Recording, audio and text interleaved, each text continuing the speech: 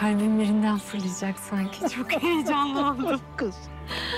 Bu kooperatif meselesine ne diyecekler acaba? İyi olacak Goncam, merak etme.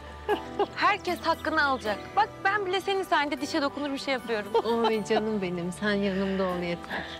Kızlar, biz de işte Gülümser'le aynen böyleydik. Allah sizin yolunuzu hiç ayırmasın. Siz de bizim gibi ahiretlik olun. Biliyor musunuz? Kadınlar omuzumuza geldi miydi? Oralarından kimsecikler geçemez. Kadınlar o kadar güçlüdür. Buna inanın kızlar. Buna inanın.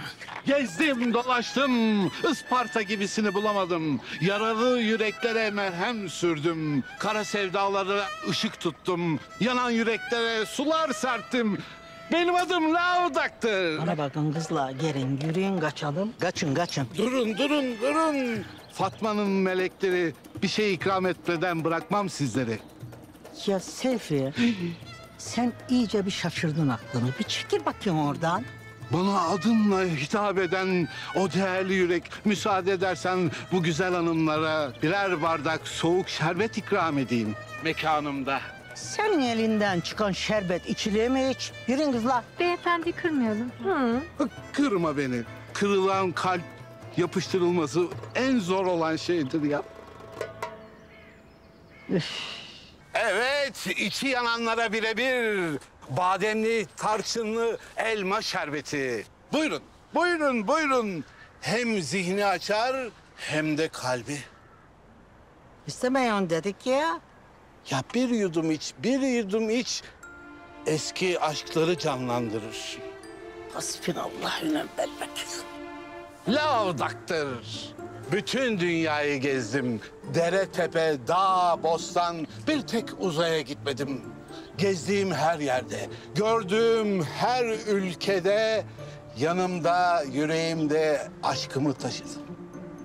Hadi kalkın kızlar, kalkın. Ben bunun bu gevşek konuşmalarına dayanamıyorum. Nereye? Dur. Bana bak Seyfi, ayağımın altına alıveririm seni. Çekil. Ayağının altındaki toz olup göğe yükseleyim. Ya dur, bir an dur, bir nefes bekle Fatma, bir nefes. Ben ne edeyim, ben bununla ne edeyim?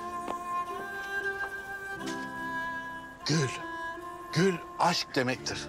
Ben bu gülleri dünyanın dört bir yanından topladım. Hollanda, Ekvator, Kolombiya, Brezilya, Çin, Kenya. Bunları senin için topladım ve sakladım Fatma. Belki bunlar kurudu ama kalbimdeki aşk asla kurumadı. Biliyorum.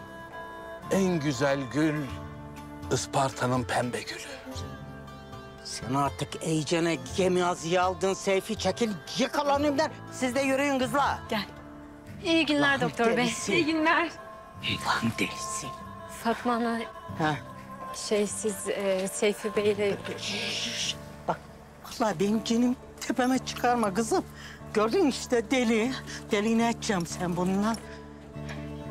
Yıllardır bir vazgeçemedi gitti. Taktı bana kafayı.